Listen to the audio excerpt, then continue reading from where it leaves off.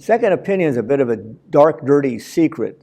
In the last couple of years, you've seen in Time Magazine, New York Times, a whole series of articles about how pathologists miss the diagnosis of breast cancer.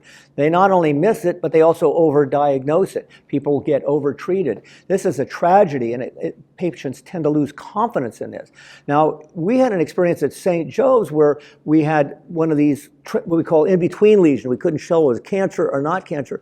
And we sent it around and we got 3 different second, third, and fourth opinions. Finally, I realized that this is really confusing stuff. And so what we did, we sent one of our pathologists out to work with Dr. Page in University of Tennessee, where he's the guy that started the whole program.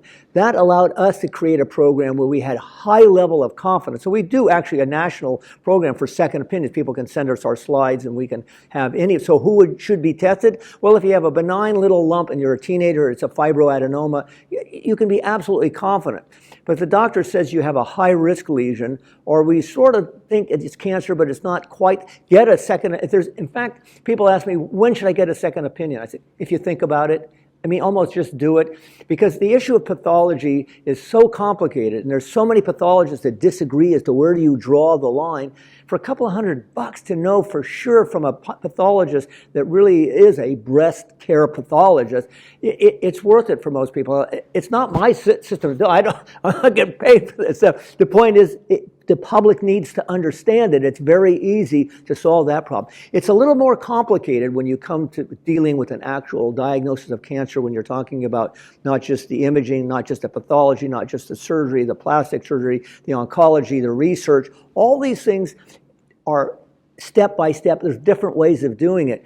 And if you go to a major center, and you're satisfied with the team and everybody seems to know exactly what they're doing and there's clarity, they answer your questions, you probably don't need a second opinion. But I would ask them, should I get a second opinion? Because there's certain kinds of cancers where we say, you know what, let me just send you down to my partner. Or what we do at BreastLink is we present all these cases to a major conference. So we have all the players there, and the pathologists review it from within and present us with the slide. So we're highly confident that we're grounded in pathology. And then the surgeons all talk to each other at the conference. The oncologists talk, the research people talk, the plastic surgeons there. So we really have an integrated, standardized approach. But this isn't true of most places. And if you, as a patient, get the feeling that maybe the left hand isn't talking to the right hand, or you're getting mixed signals, then you know what? Then contact us, our 800 number. We'll get you a second opinion that you can have confidence in.